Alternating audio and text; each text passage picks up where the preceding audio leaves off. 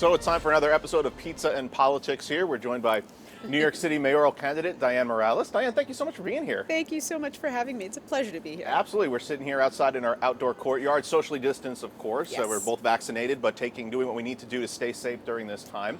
Oh, peppers and onions. So I'm going to let that slide over to you and Here we take go. what you want. That looks good. We do pizza at my house every Friday. Every Friday? Every Friday. Since my kids, I'm a single mom. Since my kids were like, for me, Friday,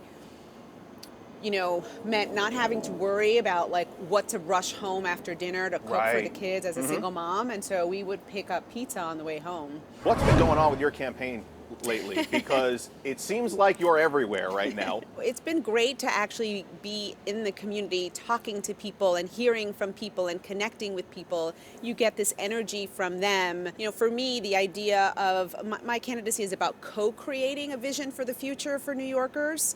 You can't do that on these Zoom forums because there isn't a conversation. All right. I want to dive into some of the issues. We talked a little bit about this in the past. One of the big issues still continues to be police reform, and it still seems to be something that comes up. You have said time and time again, defunding the police, talking about $3 billion in cuts. You put a number on that. Yes.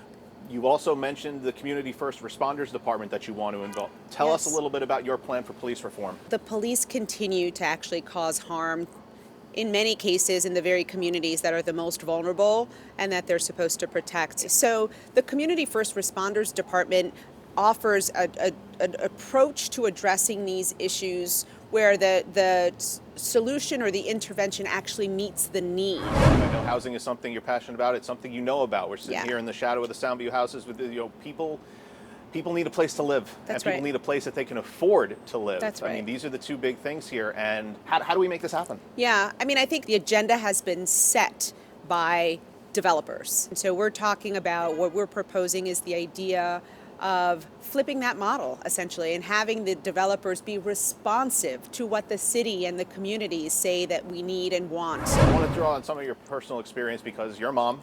Yeah. You know what parents have been going through over this last year. It's not been easy as far as getting their kids into school, getting them to pay attention, getting them properly educated with everything that's gone on. Yeah. You have a plan for education. What is it? Ultimately, we've got to move towards creating the New York City public school system as the premier education system, not just in this country, but in the world.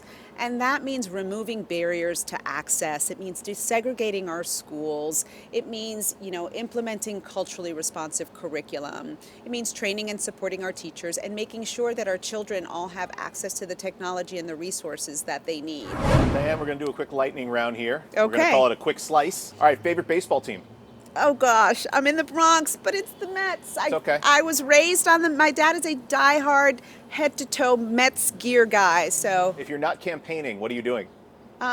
Reading a book. Favorite author? Toni Morrison, probably. What's your favorite food? What's your favorite cuisine, your go-to? Is it pizza? It's very unsophisticated. I love pizza. I can eat pizza all day long. Yeah, it's probably pizza, although I do love lobster. What's your message to the voters? We've gotten through this pandemic together by taking care of each other, and we can actually create something new that is better than what existed pre-pandemic if we really buy into this idea of a new New York City for all. Well, if you want another slice, get out your phone, scan that QR code right at the bottom of your screen there. It's going to take you to our full interview with Dianne Morales over at news12.com. And we're sharing a pie with all of the top fundraising candidates for mayor. Those full interviews will be posted in that same spot on our website as soon as they air.